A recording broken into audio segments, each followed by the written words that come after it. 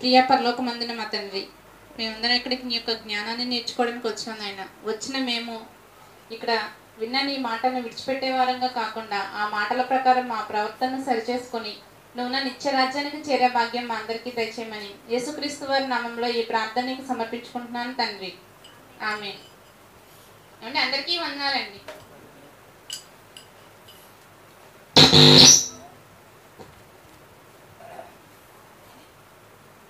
మనందరం ఇక్కడికి దేవుని యొక్క మాటలు నేర్చుకోవడానికి వచ్చాం. వినుట వలన విశ్వాసం కలుగును. విశ్వాసం లేకుండా దేవునికి ఇష్టలుగా ఉండుట అసాధ్యం. భూమి మీద చాలా రకాల బ్యాక్టీరియాలు, వైరస్లు ఎన్నో ఉంటాయి. వీటన్నింటిని చూడాలంటే వేటిని ఉపయోగిస్తారు? మైక్రోస్కోప్ని ఉపయోగిస్తారు. మరి విశ్వంలో ఉన్న గ్రహాలను, నక్షత్రాలను చూడాలంటే టెలిస్కోప్ను వాడతారు.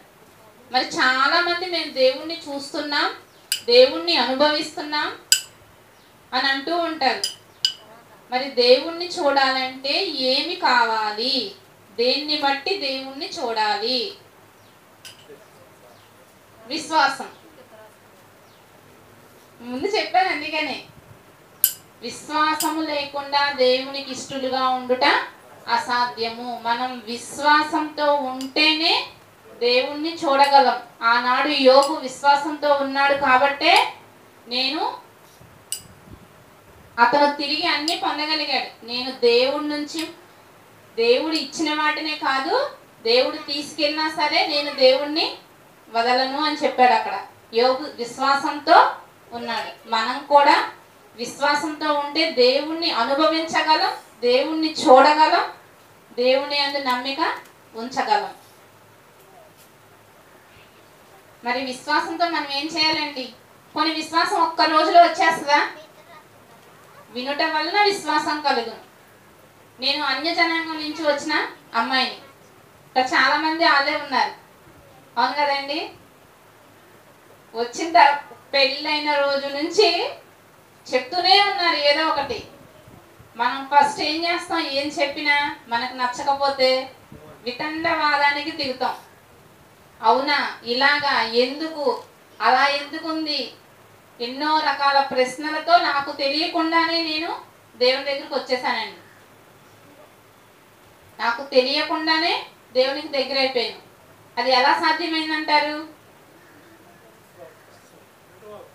వినుట వలన విశ్వాసం అనేది కలుగుతుంది. అది ఒక రోజుతో, ఒక్క ప్రసంగంతో వచ్చేది కాదు. రోజుకు కొంచెం వినడం వలన మనం విశ్వాసంలో మంచి పునాది అనేది సాధించగలమండి. మరి దేవుని వాక్యాన్ని మనం శరీరానికే కాదు, ఆత్మకు కూడా ఆహారం తీసుకోవాలని అంటున్నాం. దానికి కొంచెం దగ్గరగా ఉండే ఒక రెఫరెన్స్ చూపిస్తాను. ఇర్మియా గ్రంథం 15వ అధ్యాయం 16వ వచనం. ఇర్మియా గ్రంథం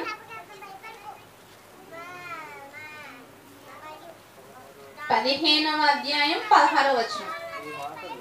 నీ మాటలు నాకు దొరకగా, చాలండి. అక్కడ ఏం చేశారంట? దేవుని మాటలను భుజించారంటండి. అంటే మనం కూడా దేవుని మాటలు ఏం చేయాలి? భుజించాలి. ఎలా భుజిస్తాం?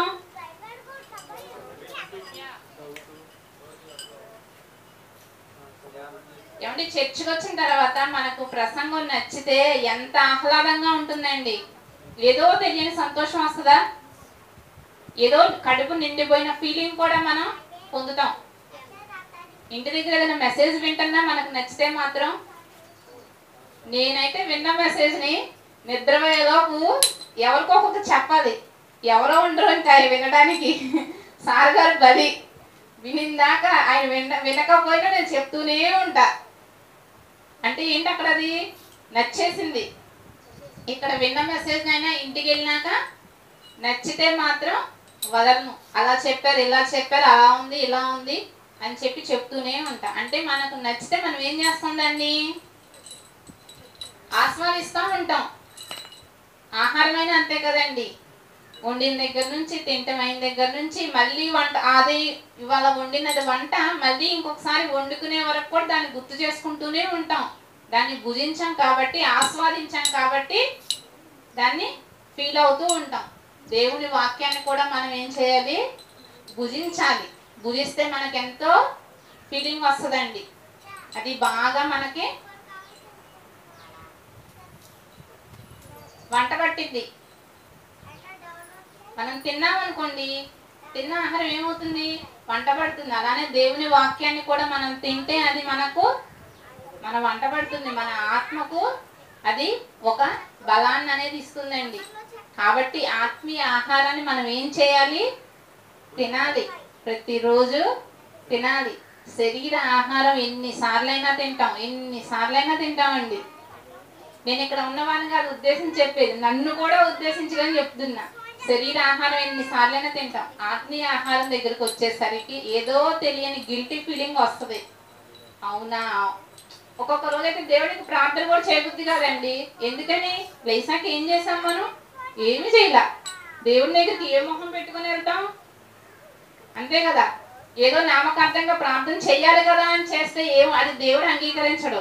మనం ఏదో ఆయనకి నచ్చిన పని చేసి ఆయనకి ప్రార్థన చేస్తే ఆయన ఎంతో ఇష్టంగా ఆ ఒక ప్రార్థన ఆహ్వానిస్తాడు. కానీ మనం ఎలా ఉంటున్నాం, మన పనులతోనే తల తోక అంతా ఏకమయ్యేలాగా ఉంటున్నాం.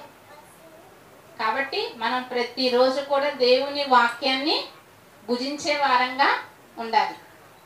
సరే అండి, నేను ఒక పాఠం చెప్తాను. పాఠానికి పేరైతే నేను పెట్టలేదు. పాఠం విన్న తర్వాత ఎవరికి వాళ్ళే ఆలోచించి నాకు ఒక మాట చెప్పండి. ఇదే ఇర్మియా గ్రంథం 34వ అధ్యాయం 1st వచనం అండి. ఏమండి, నేను చదువుతాను, చూడండి, అందరూ చూడండి. బబులోను రాజైన నెబుకద్నెజరు అతని సమస్త సేనయు అతని అధికారము క్రిందనున్న భూరాజ్యములన్నీయు జనములన్నీయు కూడి యెరూషలేము మీదను దాని పురములన్నిటి మీదను యుద్ధము చేయుచుండగా యెహోవా యొద్ద నుండి ఇర్మియాకు దర్శనమైన వాక్కు. ఏమండి, బబులోను రాజైన నెబుకద్నెజరును అతని సమస్త సేనయు అతని అధికారము క్రింద ఉన్న భూరాజ్యములన్నీయు నెబుకద్నెజరు రాజు యెరూషలేము మీదకు యుద్ధం చేయడానికి వస్తున్నాడు. ఏమండి, బబులోను రాజు నెబుకద్నెజరు ఆయన తన అధికారం కింద ఉన్న రాజ్యాలన్నింటితో పాటు యెరూషలేము మీదకు యుద్ధం చేయడానికి వస్తున్నాడు. అప్పుడు ఇశ్రాయేలు దేవుడైన యెహోవా ఇర్మియాకు ప్రత్యక్షమై చెప్తున్న వాక్కు. ఇశ్రాయేలు దేవుడగు యెహోవా ఇలాగూ ఆజ్ఞయించుచున్నాడు, నీవు వెళ్ళి యూదా రాజైన సిద్కియాతో, అప్పటి రాజు సిద్కియాతో ఇలాగూ చెప్పుము, యెహోవా సెలవిచ్చినదేమనగా, నేను ఈ పట్టణమును బబులోను రాజు చేతికి అప్పగించుచున్నాను. అదేంటండి, దేవుడు ఇశ్రాయేలు తరపున యుద్ధం చేస్తాడు. కానీ ఇక్కడ దేవుడే నేను ఈ యెరూషలేమును అప్పగించేస్తున్నానని చెప్తున్నాడు. బబులోను రాజు చేతికి అప్పగించుచున్నాను, అతడు మంట పెట్టి దాన్ని కాల్చివేయును. ఏకంగా అప్పగించడం కాదండి, కాల్చివేస్తాడంట ఆ రాజు. నీవు అతని చేతిలో నుండి తప్పించుకున్న జాలక నిశ్చయముగా పట్టుబడి అతని చేతికి అప్పగింపబడదెవు. బబులోను రాజును నీవు కన్నులారా చూచెదవు. అతడు నీతో ముఖాముఖిగా మాట్లాడును, నీవు బబులోనుకు పోవుదవు. ఏమండి, చూసారా దేవుడు ఎలాంటి వార్నింగ్ ఇచ్చారో ఇక్కడ సిద్కియా రాజుకి? ఎందుకని ఇచ్చారండి వార్నింగ్? దేవుడు తన జనాంగాన్ని వేరే రాజుకు అప్పగించేస్తున్నానని చెప్పేసి మంట పెట్టి మిమ్మల్ని చంపేస్తాడు అని చెప్పి దేవుడు ఒక వార్నింగ్ ఇర్మియా ద్వారా వార్నింగ్ సిద్కియా రాజుకి ఇప్పించారు.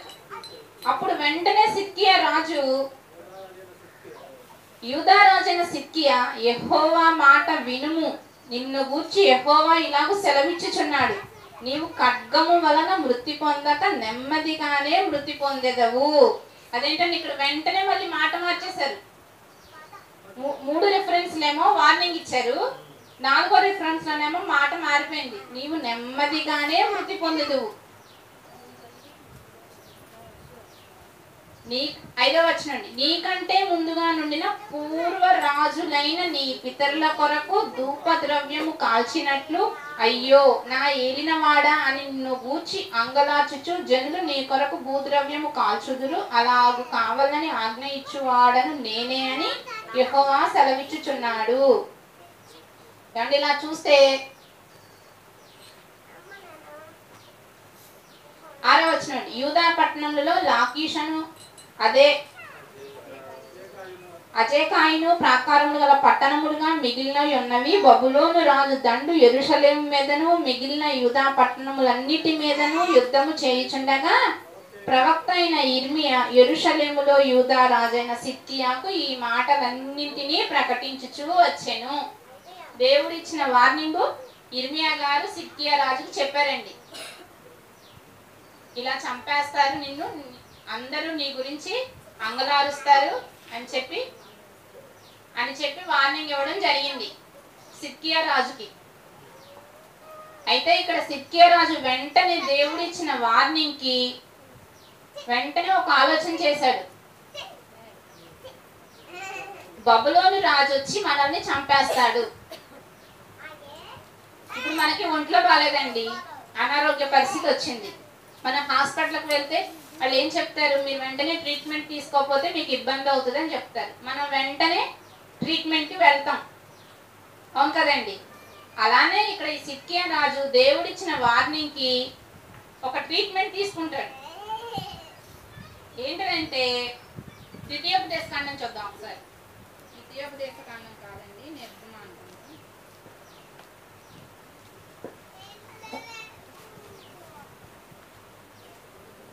ద్వితీయోపదేశకాండం 23వ అధ్యాయం. ద్వితీయోపదేశకాండం 23వ అధ్యాయం 9వ వచనం. 23:9.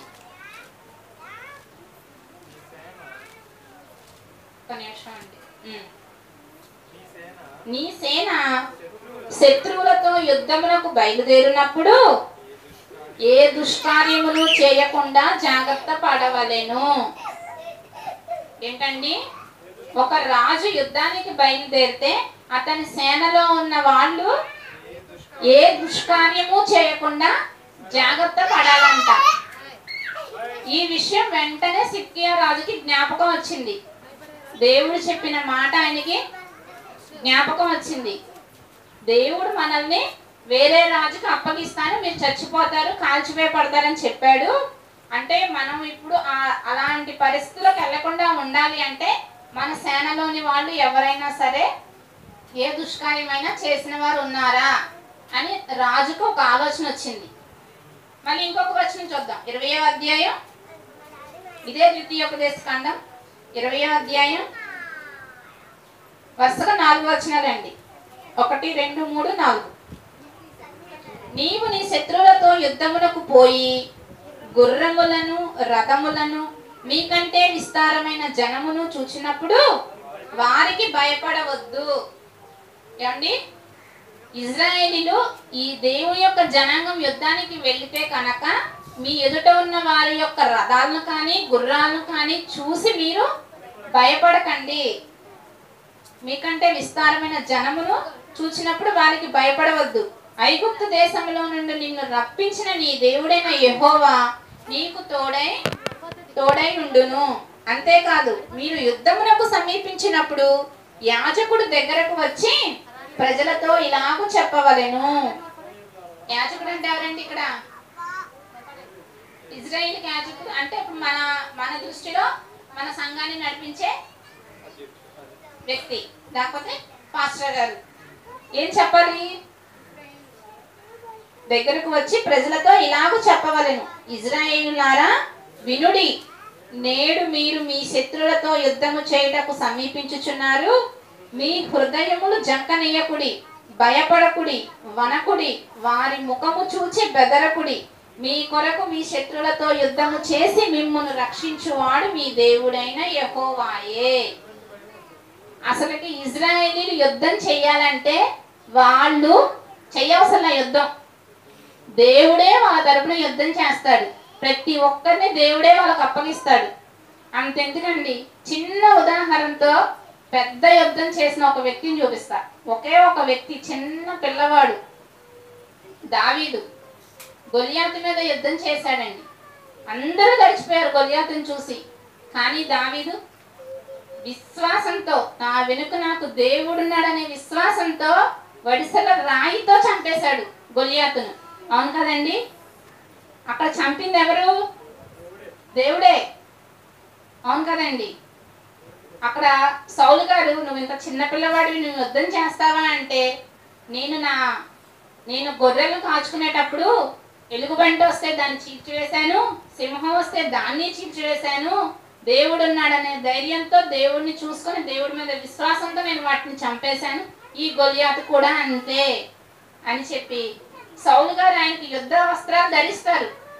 నాకు ఇవంత కంఫర్ట్గా లేవు, నాకు వద్దు అని చెప్పి వాటన్నింటినీ తీసివేసి అక్కడ దావీదు యుద్ధం చేస్తాడు. మన ఈ రాజుల గ్రంథంలో కూడా ఇజ్రాయిల్ విషయంలో కూడా ఇప్పుడు ఎర్ర సముద్రం ఉంది. ఎర్ర సముద్రం కూడా మోషే గారి సందర్భంలో ఈ ఐగుప్తు దేశం నుంచి పారిపోయేటప్పుడు వాళ్ళకి ముందు ఎర్ర సముద్రం కనిపిస్తుంది, వెనకమాలేమో ఐగుప్తు సైన్యం, ఫరో సైన్యం వస్తూ ఉంటుంది. కానీ అప్పుడు మోషే గారు అంటారు, ఏమంటారు, మీరేం కంగారు పడకండి, దేవుడే మనకి దారి చూపిస్తాడు అని. అలానే దేవుడు సముద్రాన్ని పాయలు చేసి వారికి దారి చూపిస్తాడు. ఇక్కడ కూడా అంతే, మీరు యుద్ధం చెయ్యాలి అంటే మీ తరపున యుద్ధం చేసేది దేవుడే. మీరు మీ ఎదుట ఉన్న జనాంగాన్ని కానీ, గుర్రాలను కానీ, రథాలను కానీ చూసి భయపడకండి, మీ హృదయాలను జంకనివ్వకండి అని దేవుడు చెప్తున్నాడు. అంటే ఏంటి, వీళ్ళు ఎలా ఉండాలి యుద్ధం చేసేటప్పుడు? సేనలోని వాళ్ళు 23వ అధ్యాయంలో చూస్తున్నాను చూడండి. ఏ దుష్కార్యము చేయకుండా ఉంటే చాలు. ఎలా ఉండాలండి సైన్యంలోని వాళ్ళు? ఏ దుష్కార్యము చేయకుండా ఉంటే సైన్యంలోని వాళ్ళు ఆ యుద్ధాన్ని దేవుడే చేసేస్తాడు. అదే వాళ్ళే పాపంతో నిండిపోయి ఉన్నారనుకోండి, దేవుడే తీసుకెళ్లి వాళ్ళకి అప్పగిస్తాడు. ఇక్కడ ఈ సిద్కియా విషయంలో కూడా అదే జరిగింది. అప్పుడు సిద్కియాకు ఒక ఆలోచన వస్తుంది, ఏంటి, దేవుడు ఇలా మనల్ని తీసుకెళ్లి వాళ్ళకి అప్పగిస్తానంటున్నాడు అంటే మనలో ఏదైనా దుష్కార్యం ఉన్నదా అని ఒక ఆలోచన సిద్కియా రాజుకు వచ్చింది. ఆలోచించాడు. అప్పుడు నిర్గమా గ్రంథంలో ఒక వచనం ఆయనకు గుర్తొచ్చింది. నిర్గమాకాండం 21:2.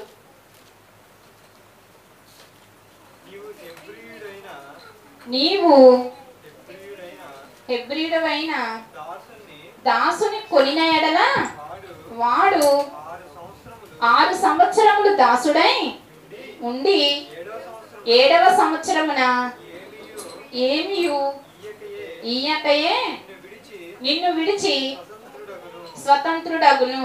చూడండి, నీవు హెబ్రీయుడైన దాసుని కొనిన ఎడల వాడు 6 సంవత్సరములు దాసుడై ఉండి 7వ సంవత్సరమున ఏమియు ఈయకయే నిన్ను విడిచి స్వతంత్రుడగును. అంటే ఒకవేళ ఇతని దగ్గర ఎవరైనా డబ్బులు కనుక తీసుకొని ఇతని కింద దాసత్వం చేయడానికి వస్తే 6 సంవత్సరాలు అతనితో దాసత్వం చేయించుకోవచ్చు. కానీ అతను యొక్క ఇచ్చిన సొమ్ము మొత్తం చెల్లకపోయినా 7వ సంవత్సరాన్ని విడిచిపెట్టేయాలి. అతని దాసుని నుంచి స్వతంత్రునిగా చేసేయాలి. మళ్ళీ ఇంకొక వచనం చూద్దాం. ద్వితీయోపదేశకాండం 15:12.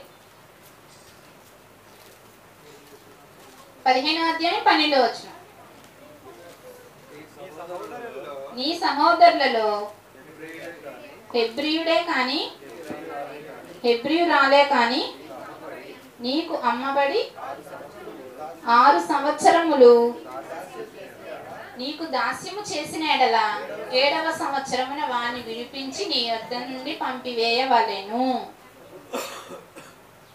అయితే అండి, ఈ సిద్కియా రాజుకు వచ్చిన ఆలోచన, ముందు మనలో ఏముండాలి, ఏ దుష్కార్యము ఉండకూడదు. కానీ మనలో ఈ దుష్కార్యం అనేది ఉన్నది. ఒకసారి అక్కడికి వెళ్దాం. మళ్ళీ ఇర్మియా గ్రంథం 34వ అధ్యాయం 8-9 చూడండి. యూదుల చేత యూదులు కొలువు చేయించుకొనక తమ దాస్యములోనున్న హెబ్రీయులను గాని హెబ్రీయురాండ్రును గాని అందరినీ విడిపించినట్లు విడుదల చాటింపవలనని రాజైన సిద్కియా యెరూషలేములోనున్న సమస్త ప్రజలతో నిబంధన చేసిన తరువాత యెహోవా యొద్ద నుండి ఇర్మియాకు ప్రత్యక్షమైన వాక్కు. అని ఇక్కడ చూడండి, సిద్కియా రాజుకి దేవుడు వార్నింగ్ ఇవ్వంగానే ముందు అతను రాజు కాబట్టి రాజు దగ్గర ఏముంటుంది? కంపల్సరీగా దేవుని యొక్క ధర్మశాస్త్రం అనేది ఉంటుంది. అతనికి వెంటనే ఒక ఆలోచన వచ్చింది, మనలో ఏ దుష్కార్యమైనా ఉన్నదా? దుష్కార్యం ఉంటే దేవుడు కంపల్సరీగా మనల్ని వేరే రాజుకి అప్పగించేస్తాడు, కాబట్టి మనం జాగ్రత్త పడాలి. ఇంతకీ ఏ దుష్కార్యం ఉంది మన దగ్గర అని ఆలోచిస్తే, మన దగ్గర దాసత్వం కింద ఉన్న వాళ్ళు ఉన్నారు, వాళ్ళని మనం విడిపించకుండా మన దగ్గరే ఉంచేసుకున్నాం అనే ఆలోచన రాజుకు వచ్చి చాటింపు వేయించారు. ఏమని వేయించారు? మీ దాస్యంలో ఉన్న హెబ్రీయులు కానీ హెబ్రీయురాండ్రులు కానీ అందరినీ విడిపించినట్లు విడుదల చాటింపవలనని రాజైన సిద్కియా యెరూషలేములో ఉన్న సమస్త ప్రజలతో నిబంధన చేసి, సమస్త ప్రజలతో నిబంధన చేశాడంట. ప్రతి ఒక్కరు ఎవరైనా సరే ఉంచుకోవడానికి వీల్లేదు అని చెప్పి నిబంధన చేసి, మళ్ళీ నిబంధన ఎవరి దగ్గర చేశారు? యెహోవా యొద్ద దేవుని మందిరానికి తీసుకెళ్ళి అక్కడ నిబంధన చేయించాడు. ఇక మీకు మాకు ఏ సంబంధం లేదు, మిమ్మల్ని దాసుని నుంచి స్వతంత్రులుగా చేసేస్తున్నాం అని చెప్పి చేపించి అందరినీ విడుదల చేయించాలని చాటింపు వేయించారు. అప్పుడు వీళ్ళకి యెహోవా వాక్కు వచ్చింది. మళ్ళీ యెహోవా యొక్క వాక్కు ఇర్మియా ద్వారా అప్పుడు వస్తుంది, ఈయన ఎప్పుడైతే వీళ్ళందరినీ విడుదల చేయించేసేయండి, మన యొక్క తప్పిదాన్ని మనం సరిచేసుకుంటే మనం వేరే రాజు చేతిలోకి వెళ్ళే పని ఉండదు అని చెప్పి రాజు చాటింపు వేయించడం జరిగింది. అందరూ అదే పని చేశారు. ప్రతి ఒక్కరు కూడా దేవుని దగ్గర ప్రమాణం చేసి వారి కింద ఉన్న దాసులను ప్రతి ఒక్కరిని విడుదల చేసేసారు. అయితే అప్పుడు దేవుని వాక్కు వచ్చింది. చూద్దాం 10వ వచనం. ఆ నిబంధనను బట్టి అందరూ తమకు దాసీ జనముగానున్న వారిని విడిపించుదమనియు ఇక మీదట ఎవరునూ వాని చేత కొలువు చేయించుకొనమనియు ఒప్పుకొని ఆ నిబంధనలో చేరిన ప్రధానులందరూ ప్రజలందరూ విధేయులై వారిని విడిపించిరి. అయితే పిమ్మట వారు మనస్సు మార్చుకొని, ఫస్ట్ అండి అందరూ విడిపించేశారు. రాజు చక్కగా రాజ్యం ఈ యుద్ధం అనేది జరగకుండా దేవుడు వెంటనే వాళ్ళని బబులోను రాజు వెళ్ళిపోవడం, యుద్ధం జరగకపోవడం మొత్తం జరిగింది. చక్కగా ఉన్నారు. కొన్ని రోజులకు వీళ్ళు ఏం చేసుకున్నారు? మళ్ళీ మనసు మార్చుకొని తాము స్వతంత్రులుగా పోనిచ్చిన దాసీ జనులను మరలా దాసీలుగా లోపరుచుకొనురి. ఫస్ట్ ఒక ఆలోచన వచ్చింది, అమ్మో దేవుడు అప్పగిచ్చేస్తానంటున్నాడు, మన తప్పిదాలను మనలో ఉన్న దుష్కార్యాన్ని మనం సరి చేసుకోవాలి అని అనుకున్నారు. రాజు చాటింపు వేసిన ప్రకారం సరి చేసుకున్నారు. దేవుడు అక్కడ వాళ్ళకి ఇలా చేశారు కాబట్టి నేను మిమ్మల్ని యుద్ధ బారిన పడకుండా కాపాడుతానని చెప్పి అక్కడ వారిని ఒప్పుకున్నారు. మళ్ళీ వీళ్ళు కొన్ని రోజులకి ఏం చేశారు? మనసు మార్చుకొని మళ్ళీ మరి దాసులకి కింద పని వాళ్ళని పెట్టుకొని పని చేయించుకుని అలవాటు ఉన్న వాళ్ళు ఎన్ని రోజులు ఉండగలరండి పని వాళ్ళు లేకుండా? కరోనా టైంలో జనాలు పడ్డ ఇబ్బంది అంతా ఇందాక తెలుసా అండి? అమ్మో, ఇంట్లో మగవాళ్ళు అయితే బలైపోయారంట. ఎలాగో పనికి వెళ్ళలేదు కదా, అసలు పని షేర్ చేసుకోవడానికి ఆ కరోనా టైంలో పడిన ఇబ్బంది అంతా ఇంత కాదంట. పని వాళ్ళు పనికి రారు, ఇంట్లో పని అందరూ ఇంట్లోనే ఉంటే ఎంత పను, బయట కొనుక్కొచ్చడానికి లేదు, ప్రతిదీ వండుకొని తినాలంటే కోసేవాళ్ళు కావాలి, కడిగేవాళ్ళు కావాలి, వండేవాళ్ళు కావాలి. అందరు ఇంట్లో ఉంటే మళ్ళీ స్నానాలు, బట్టలు ఉతికేవాళ్ళు కావాలి, ఆరేసేవాళ్ళు కావాలి, మడతలు పెట్టేవాళ్ళు కావాలి. ఇక్కడ అదే పరిస్థితి వచ్చింది. దాసత్వానికి దాసులను పెట్టుకొని పని చేయించుకుని అలవాటు పడిపోయిన వాళ్ళు ఇక ఇలా మా వల్ల కాదు, మనకు ఎలాగో యుద్ధం పోయింది కాబట్టి మళ్ళీ మనం వాళ్ళందరినీ తీసుకొచ్చుకుందాం అనుకున్నారు. చూడండి 11వ వచనం అండి. అయితే పిమ్మట వారు మనసు మార్చుకుని తాము స్వతంత్రులుగా పోనిచ్చిన దాసీ జనులను మరలా దాసులుగాను దాసీలుగాను లోపరుచుకొనిది. కావున యెహోవా యొద్ద నుండి వాక్కు యిర్మీయాకు ప్రత్యక్షమై ఇలాగు సెలవిచ్చెను. ఇజ్రాయేలు దేవుడకు యెహోవా ఆజ్ఞ ఇచ్చినదేమనగా, దాసుల గృహమైన ఐగుప్తు దేశంలో నుండి నేను మీ పితరులను రప్పించిన దినమున వారితో ఈ నిబంధన చేసి తిని, నీకు అమ్మబడి 6 సంవత్సరములు కొలువు చేసిన హెబ్రీలకు మీ సహోదరులను 7 సంవత్సరములు తీరిన తర్వాత మీరు విడిపింపవలను. అయితే మీ పితరులు తమ చెవి యొగ్గక నా మాట అంగీకరింపకపోయిరి. మీరైతే ఇప్పుడు మనసు మార్చుకొని ఒక్కొక్కడు తమ పొరుగువానికి విడుదల చాటింతుమని చెప్పి నా పేరు పెట్టబడిన ఈ మందిరమందు నా సన్నిధిని నిబంధన చేసితిరి. నా దృష్టికి యుక్తమైనదే చేసితిరి. పిమ్మట మీరు మనసు మార్చుకొని నా నామమును అపవిత్రపరిచితిరి. వారి ఇచ్ఛానుసారముగా తిరుగునట్లు వారిని స్వతంత్రులుగా పోనిచ్చిన తరువాత అందరూ తమ దాసీలను మరలా పట్టుకొని తమకు దాసులుగాను దాసీలుగాను ఉండుటకై వారిని లోబరుచుకొంటిరి. కాబట్టి యెహోవా ఇలాగు సెలవిచ్చుచున్నాడు, ఒక్కొక్కడు తన సహోదరులకును తన పొరుగువానికి విడుదల ప్రకటింపవలనని నేను చెప్పిన మాట మీరు వినకపోతిరే. ఆలోచించుడి, విడుదల కావాలని నేను చాటించుచున్నాను. అది ఖడ్గక్షామ సంకటముల పాలొగుటకైన విడుదలయే. భూరాజ్యములన్నింటిలోనూ ఇటు అటు చెదరగొట్టుటకు మిమ్మును అప్పగించుచున్నాను. మరియు నా సన్నిధిని తాము చేసిన నిబంధనను మాటలు నెరవేర్చక దానిని అతిక్రమించిన వారిని తాము 2 భాగములుగా కోసి వాటి మధ్య నడిచిన దూడతో సమానులుగా చేయుచున్నాను. ఏమండి, దేవునికి కోపం వచ్చింది. నా మాటనే మీరు ఏం చేశారు? అతిక్రమించారు. నా మాటని మీరు అసలు లెక్క చేయలేదు. నా దగ్గరే ప్రమాణం చేసి మళ్ళీ అదే మాటను మీరు తప్పేశారు. కాబట్టి మిమ్మల్ని అందరినీ నేను ఎలా చేస్తున్నాను? 2 భాగములుగా కోసి వాటి మధ్య నడిచిన దూడతో సమానముగా. ఇది కూడా పాత నిబంధనలో ఉందంట. ఈ దూడ అనేది ఏంటో అది కూడా చూద్దాం. దూడతో సమానముగా చేయుచున్నాను అనగా యూదా అధిపతులను యెరూషలేము అధిపతులను రాజ పరివారములోని వారిని యాజకులను దేశ జనులందరినీ ఆ దూడ యొక్క 2 భాగముల మధ్య నడిచిన వారందరినీ ఆ దూడతో సమానులుగా చేయుచున్నాను. దూడని 2 ముక్కలుగా కోసారంటండి. 2 ముక్కలుగా కోసి 2 ముక్కల మధ్యలో నడిచిన వారితో సమానముగా చేస్తాను. మిమ్మల్ని దూడతో సమానంగా చేస్తాను అని అంటున్నారు దేవుడు. నడిచిన వారందరినీ, దేశ జనులందరినీ ఆ దూడ యొక్క 2 భాగముల మధ్య నడిచిన వారందరినీ ఆ దూడతో సమానులుగా చేసేదను అని దేవుడు ఇక్కడ ఆయన యొక్క కోపాన్ని వెళ్ళగక్కుతున్నారు. అసలు ఈ దూడ ఏంటి? దేవుడు ఇదివరకు మనం ప్రమాణం చేయాలంటే ఇప్పుడు ఎవరి దగ్గరైనా మనం ఏదైనా తీసుకున్నామండి, వాడికి తిరిగి ఇవ్వాలి. అది మాటతో కాదు, నోటుతోనే సాధ్యమైంది. ఎవరి దగ్గర డబ్బులు కానీ ఆస్తి కానీ ఏదైనా తీసుకుంటే అది ఒక నోటు రూపంలో సంతకం పెట్టి ఇస్తాం.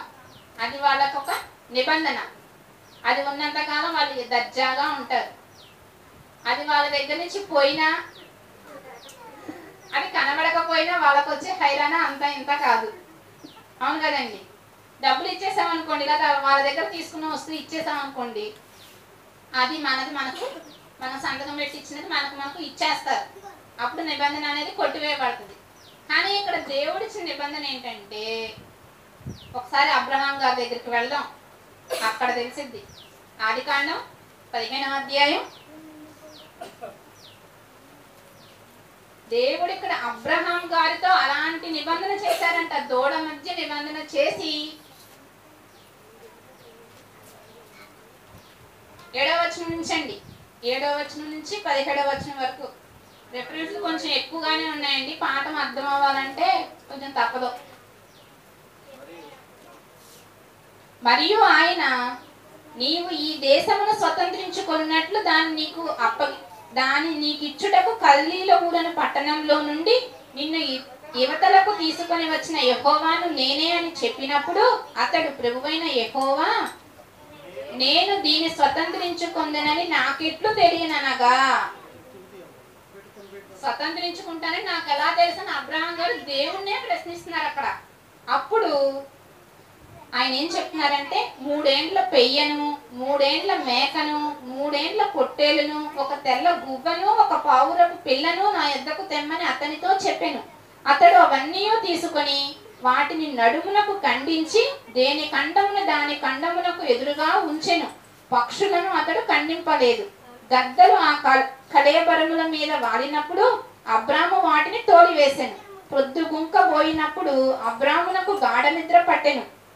భయంకరమైన కట్టిక చీకటి అతన్ని కమ్మగా ఆయన నీ సంతతి వారు తమది కాని పరదేశమందు నివసించి ఆ దేశపు వారికి దాసులుగా ఉందురు.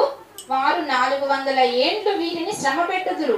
వీరు ఎవరికి దాసులవుదురో ఆ జనమునకు నేనే తీర్పు తీర్చుదును. తరువాత వారు మిక్కిలి ఆసక్తితో బయలుదేరి వచ్చుదురు. నీవు క్షేమముగా నీ పితరుల యొద్దకు పోయెదవు. మంచి వృద్ధాప్యమందు పాతి పెట్టబడదవు. అమోరీల అక్రమము ఇంకనూ సంపూర్ణము కాలేదు గనుక నీ 4వ తరము వారు ఇక్కడికి మరలా వచ్చెదరని నిశ్చయముగా తెలుసుకొనువని అబ్రాముతో దేవుడు చెప్పెను. అప్పుడు ప్రొద్దుగుంకి కట్టిక చీకటి పడినప్పుడు రాజుచున్న పొయ్యియు అగ్ని జ్వాలయును కనబడి ఆ ఖండముల మధ్య నడిచిపోయెను. ఏం నడిచిందండి ఆ ఖండముల మధ్య? అగ్ని జ్వాల అంటే దేవదూతలండి. దేవుడే అబ్రాముతో ప్రమాణం ఎలా చేశారో చూసారా?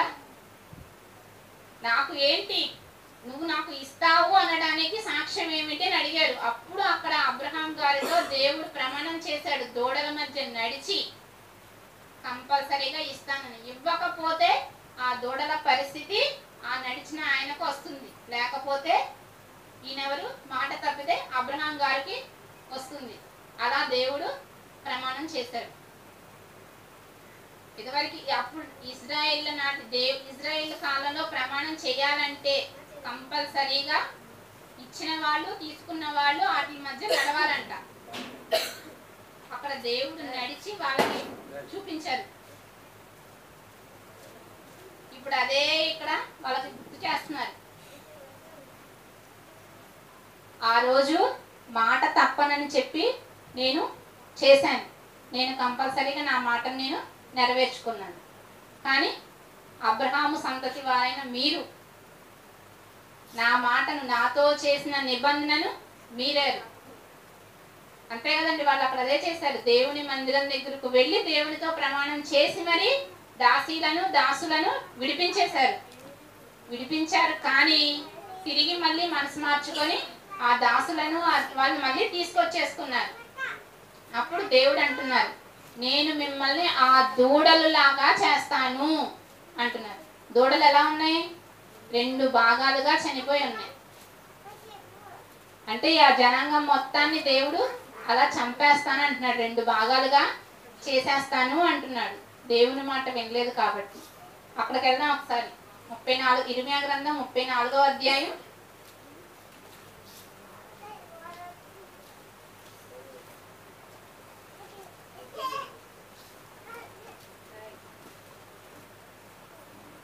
22వ వచనం అండి. యెహోవా వాక్కు ఇదే, నేను ఆజ్ఞ ఇచ్చి ఈ పట్టణమునకు వారిని మరలా రప్పించుచున్నాను. వారు దాని మీద యుద్ధము చేసి దాన్ని పట్టుకొని మంట పెట్టి దాన్ని కాల్చివేసెదరు. మరియు యూదా పట్టణములను పాడుగాను నిర్జనముగాను చేయుదురు. అప్పచెప్పేశాడండి దేవుడు బబులోను రాజుకు ఈ యెరూషలేమును అప్పచెప్పేశాడు. ఏం చేసేస్తారా వాళ్ళు? నిర్జనముగాను దాన్ని మంట పెట్టి కాల్చివేస్తారు. జనం అనేది లేకుండా పాడు చేసేస్తారంట. దేవుని కోపం అంతగా రగిలిపోయింది. ఎందువల్ల రగిలిందండి? వాళ్ళు ఫస్ట్ దుష్కార్యం చేశారు. దేవుడు వార్నింగ్ ఇచ్చాడు, నేను మిమ్మల్ని వేరే రాజుకి అప్పగిస్తున్నాను, ఆయన మిమ్మల్ని కాల్చివేస్తాడు అని చెప్పి ఇస్తే వీళ్ళు ఏంటంటే తమలో ఉన్న తప్పును తెలుసుకున్నారు. తెలుసుకొని ఆ తప్పును మేము సరి చేసుకోవాలనుకున్నారు. దేవుని దగ్గర ప్రమాణం చేసి సరి చేసుకున్నారు. అప్పటి వరకు బాగానే ఉంది. అయితే కొన్ని రోజులకు వాళ్ళు మనసు మళ్ళీ మార్చుకొని ఆ స్వతంత్రులుగా చేసిన దాసుల్ని మళ్ళీ తీసుకొచ్చుకొని మళ్ళీ దేవుని మాటకు వ్యతిరేకంగా తమ ఇష్టానుసారంగా జీవిస్తున్నారు. దేవునికి మళ్ళీ కోపం వచ్చి వీళ్ళందరినీ నాశనం చేసేయాలి అనుకున్నారు. ఈ సందర్భం చూస్తే మనకి ఏం గుర్తొస్తుంది? కుక్క తన వాంతికి తిరిగినట్లు, పంది మళ్ళీ బురదలో పొర్లినట్టు. పేతురు గారు రాసిన 2వ పత్రికలో ఉంటుందండి. సో చూద్దాం ఆ రెఫరెన్స్.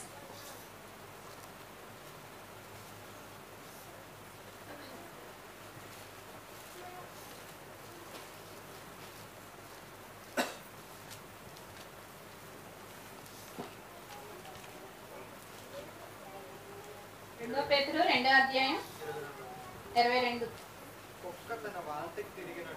కుక్క తన వాంతికి తిరిగినట్లును కడగబడిన పంది బురదలో దొర్లుటకు మళ్ళినట్టును అన్న నిజమైన సామెత చొప్పునే వీరికి సంభవించెను.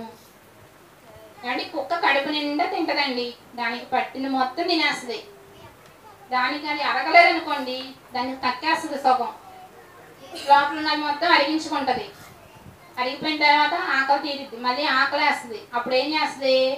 ఆహారం తను ఎక్కడ కక్కిందో వెళ్ళి దాని మళ్ళీ తెచ్చుకొని తింటది, దాన్ని తినేసిద్ది, అది మళ్ళీ అరిగించుకుంటుంది. అది కుక్క స్వభావం. అది దానికి వికారం ఏం కాదు, మనకు తలుచుకుంటేనే వికారం. దాని స్వభావం అది కాదు అండి, అది దానికి కరెక్ట్. పంది రోడ్డు మీద పిల్లలు పంది వెళ్తున్నా దాని పిల్లలు వెళ్తున్నా ముచ్చటగా చూస్తారు. తెచ్చుకొని ఇంట్లో పెట్టుకుంటామా? పెట్టుకోవచ్చు, శుభ్రంగా కడిగి ఇంట్లో పెట్టుకోవచ్చు. కానీ ఆ బయట మన నీళ్ళు ఉంటాయి కదా, డ్రైనేజీ నీళ్ళు బురద ఉంటుంది కదా, అది చూడంగానే వెళ్ళిపోద్ది పంది పిల్ల అక్కడికి. పంది అయినా పంది పిల్లని అక్కడికి వెళ్ళిపోద్ది. మళ్ళీ కడుక్కొని మళ్ళీ తీసుకొచ్చుకోవాలి. కుక్క అనుకోండి ఎలాగో మంచం మీదైనా పడుకోబెట్టుకోవచ్చు, కానీ పందిని పెట్టుకోదాం. దానికి అది దాని లక్షణం, అది బురదలోనే పడుకుంటుంది. మనం అంత పురిపేసి పడుకోబెట్టినా పడుకోదు. ఇక్కడ ఇజ్రాయెల్ జనాంగం కూడా అలానే తయారయ్యారండి. దేవుడు వార్నింగ్ ఇస్తే అమ్మమ్మమ్మో దేవుడు మన దుష్కార్యం ఉంది కాబట్టి మనల్ని వార్నింగ్ ఇచ్చాడని చెప్పేసి సరి చేసేసుకున్నారు. దేవుడు వాళ్ళకి వచ్చిన ఇబ్బందిని తీసేశాడు. తీసేస్తే మళ్ళీ మామూలు స్థితికి వచ్చేసారు వాళ్ళు. ఇజ్రాయెల్ కూడా ఎలా తయారయ్యారు? ఒకలాగా పందిలాగా పాత స్వభావాన్ని విడిచిపెట్టలేని వారిగా ఉన్నారు. మరి అయితే మనం ఇజ్రాయేల్ కాదండి, మనం క్రైస్తవులం. ఇజ్రాయేల్ అయితే అలా ఉన్నారు, మరి మనం క్రైస్తవులం కదా. క్రైస్తవులం అని ఎలా చెప్పబడతాం మనం? అసలు క్రైస్తవులం అంటే ఎలా అయ్యామండి? క్రైస్తవులం క్రీస్తుని నమ్మడం వల్ల క్రైస్తవులం అవలా, ధరించుకోవడం వల్ల క్రైస్తవులం అయ్యాం. మా లేఖన క్రీస్తుని నమ్మింది అండి, అలానే క్రైస్తవురాలంటే మనం కుదురుతుందా? దేవుని లెక్కలోకి వస్తుందా? క్రైస్తవురాలిగా రాదు. బాప్తిస్మం తీసుకుంటేనే దేవునికి లెక్క. అవును కదండి. నువ్వు ఎంత నీతిమంతుడివై ఎన్ని కార్యాలు చేసినా నువ్వు బాప్తిస్మం అనేది తీసుకోకపోతే పరలోకం వెళ్ళడానికి అర్హత అనేది మనం సాధించాం. ఒకసారి రోమిలికి రాసిన పత్రిక 6వ అధ్యాయం 3వ వచనం. రోమిలికి రాసిన పత్రిక 6వ అధ్యాయం 3వ వచనం. క్రీస్తు యేసులోనికి బాప్తిస్మం పొందిన మనమందరము ఆయన మరణములోనికి బాప్తిస్మము పొందిద్దరమని మీరు ఎరుగరా? అసలు మనం బాప్తిస్మం ఎందుకు పొందామండి? అసలు బాప్తిస్మం అంటే ఏంటి? బాప్తిస్మం మన ఎగ్జామ్ రాసాం వెంటనే చెప్పేయాలి, సమాధి చేయబడ్డాం. మనం క్రీస్తు మరణంలోనికి బాప్తిస్మం తీసుకున్నాం. అవును కదండి. అంటే ఆయన మరణాన్ని మనం అంగీకరించాం. క్రీస్తు వారి మరణాన్ని మనం అంగీకరించే కదా ఆయన తిరిగి లేస్తారు. పరిశుద్ధునిగా జీవించి మరణించిన ఆయన తిరిగి 3వ దినాన లేచారు అని చెప్పే కదా మనం నమ్మి బాప్తిస్మం తీసుకున్నాం. అవును కదండి. ఆయన మరణంలోనికే మనం బాప్తిస్మం తీసుకున్నాం. ఇక్కడ అదే రాయబడి ఉంది, ఆయన మరణంలోనికి బాప్తిస్మం పొందుతురని మీరు ఎరుగరా. మనం ఎరిగాం, ఆయన మరణంలోనికే బాప్తిస్మం తీసుకున్నామని మనం ఎరిగామండి. మరణంలోనికే బాప్తిస్మం తీసుకున్నాం. మనం మన పాపాలు ఆయన తీసివేస్తాడని తెలుసు మనకి. ఆయన ఏ విధంగా అయితే నిర్దోషమైన శ్రేష్టమైన పస్కా పశువులాగా అక్కడ ఏమయ్యారు, ఆయన బలయ్యారు.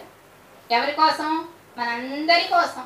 పాపం లేని ఆయన పాపాలతో ఉన్న మన కోసం బలి అయ్యారు. పాపాలు చేసిన మన కోసం బలి అయ్యారు. చూపుతో కానీ, మాటతో కానీ, చేతతో కానీ పాపం అనేది లేదు. అలాంటి వ్యక్తి మన కోసం బలయ్యారు, మన కోసం మరణం చెందారు. అలాంటి ఆయన మరణంలోకి మనం బాప్తిస్మం తీసుకున్నాం. ఏ విధంగా అంటే, మేము పాపం చేస్తాం, మా పాపాలను తీసివేయని ఆయన తీసివేయడం కోసం మనం బాప్తిస్మం పొందాం. మరి బాప్తిస్మం పొందిన మనం తీసుకున్న రోజు నుంచి ఆయన ఏ విధంగా అయితే పరిశుద్ధుడిగా జీవించాడో అలా పరిశుద్ధునిగా జీవిస్తూనే ఉన్నామండి. అక్కడ దూడ పరిస్థితి ఎలా ఉంది? ఆ అబ్రహాముకి దేవునికి మధ్య ఉన్న నిబంధనలో దూడని మధ్య వాళ్ళు ఎలా నడిచారో మనం ఇక్కడ క్రీస్తు మరణం ద్వారా మన పాపాలు దేవునికి మనకి మధ్యలో క్రీస్తు వారు తీసేసుకున్నారు. దేవుని ఎదుట మనం నీతిమంతులుగా కనిపించాలి. నీతిమంతులుగా కనిపించాలి కాబట్టే మనం బాప్తిస్మం తీసుకొని మన పాపాలను కడుక్కోవాలండి. మన పాపాలను కడుక్కోవాలి. మరి మనం అలా కడుక్కున్న రోజు నుంచి కూడా పరిశుద్ధంగానే జీవిస్తున్నామా? దీనికోసం పౌలు గారు ఒక మాట చెప్పారండి. కొరింథీయులకు రాసిన 2వ పత్రిక 5వ అధ్యాయం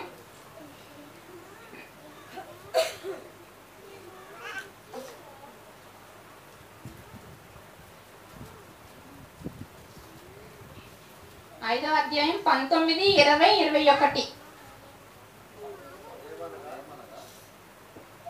అదేమనగా దేవుడి వారి అపరాధములను వారి మీద మోపక క్రీస్తునందు లోకమును తనతో సమాధానపరచుకొనుచు ఆ సమాధాన వాక్యమును మాకు అప్పగించెను.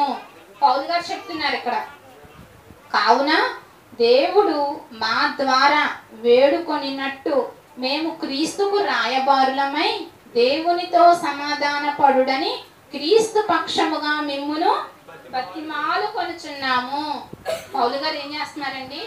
బతిమాలు కొనుచున్నారంట. దేనికోసం? కింద చూడండి. ఎందుకనగా మనం ఆయన యందు దేవుని నీతి అగునట్లు పాపమెరుగని ఆయనను మన కోసం పాపముగా చేసెను. మనం దేవుని నీతి ఎలా ఉంది? పాపం అనేది లేదు. అలా మనం ఉండాలని ఆయన ఏం చేస్తున్నారు? పౌలు గారు మనందరినీ బతిలాడుకుంటున్నారు. దేవునితో సమాధాన పడండి అని చెప్పి క్రీస్తు పక్షముగా మనల్ని పౌలు గారు బతిమాలుతున్నారు. అది మాకు పనిగా ఇచ్చారు దేవుడు, మేము చేస్తున్నాము. మనం కూడా అదే కదండి చేసేది. ప్రతి ఒక్కరికి దేవుని గురించి చెప్పాలి. ప్రతి ఒక్కరికి కాదు, కనీసం మన ఇంట్లో మన పక్కన ఉన్న వారికైనా దేవుని గురించి చెప్పాలి. దేవుని పక్షంగా అది మన పని. దేవుని పని చేయాలి. మనం పాపం లేని వారిగా ఉండాలి. దేవుని నీతిగా ఉన్న యేసుక్రీస్తు వారు పాపం లేకుండా ఉండి మన కోసం మన పాపాలను ఆయన భరించారు మరణం ద్వారా. అవును కదండి. మనలో ఉన్న పాపాలను తీసివేయాలి. మన పాపాలన్నింటినీ ఆయన తీసివేయాలి. ఆయన మరణం ద్వారా మన పాపాలన్నింటినీ ఆయన తీసివేశారు. అలాంటప్పుడు మనం అక్కడ వాళ్ళు దేవుని మాటను ధిక్కరిస్తే వాళ్ళ పరిస్థితి దూడ పరిస్థితి అయింది. అంటే చనిపోయారు. ఇక్కడ మనం కూడా దేవుని మాటకు యేసుక్రీస్తు వారిని బాప్తిస్మం తీసుకున్న రోజు నుంచి కూడా దేవుని ఇష్టానుసారంగా బ్రతకకుండా మన ఇష్టానుసారంగా మళ్ళీ లోకం వైపే వెళ్ళిపోయాం అనుకోండి, ఏమవుతుంది మన పరిస్థితి? మరణం అనేది ఎవరికైనా వస్తుంది. ఆ దూడ పరిస్థితే వస్తుంది. ఏంటది? నరకం. నరకం వస్తుందండి మనకి. మరణం అందరికీ వస్తుంది. కానీ మనం బాప్తిస్మం ద్వారా దేవుని నీతిగా పరిశుద్ధులుగా నీతిమంతులుగా బ్రతికామనుకోండి, మరణించిన తర్వాత క్రీస్తు వారితో పాటు తిరిగి లేపబడి పరలోకానికి వెళ్ళిపోతాం. కానీ ఆయన ధిక్కరించామనుకోండి, మాటకు లోబడలేదనుకోండి, దేవునికి విరోధంగా బ్రతికామనుకోండి, ఇజ్రాయిల్ లాగా నరకానికి వెళ్ళిపోతామండి. నరకానికి వెళ్ళే వారంగా మనం ఉండకూడదు. నరకానికి వెళ్ళకుండా దేవుని దగ్గరకు వెళ్ళాలి అంటే ఆ ఇజ్రాయిల్ లాగా దేవుణ్ణి కొన్ని రోజులు ఆపద వచ్చినప్పుడు దేవుడు ఆ ఆపద తీరిపోయి మనకు వచ్చిన కష్టం తప్పిపోయినప్పుడు మన ఇష్టానుసారంగా మళ్ళీ జీవించామనుకోండి, చాలా మంది కష్టం వస్తే ఆ కష్టం వచ్చిన రోజు నుంచి ఆ కష్టం తగ్గిపోయే వరకు దేవుడు దేవుడు దేవుడు దేవుడు అదే పనిలో, అదే ప్రార్థనలో, అదే భజనలో ఉంటారు.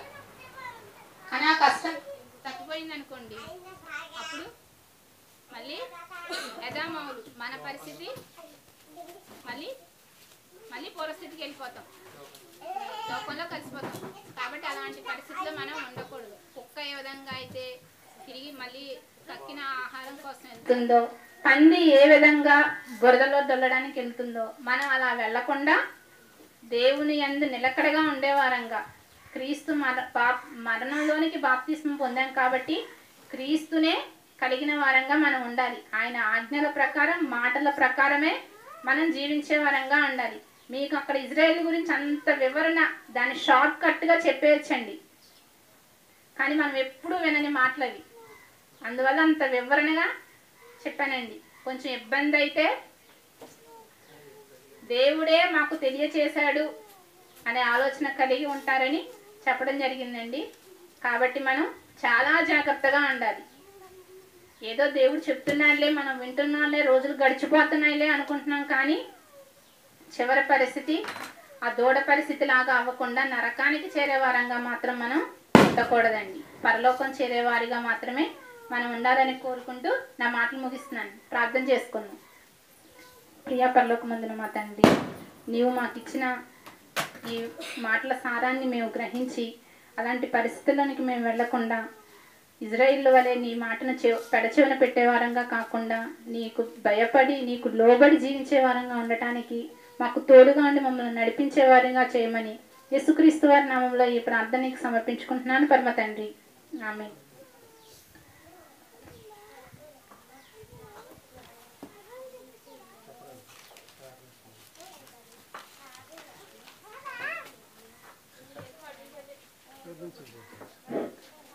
సమయం అయిపోయింది కాబట్టి హరిబాబు వచ్చేద్దామని చెప్తాడు.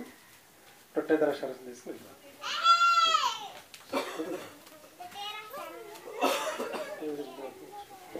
సరే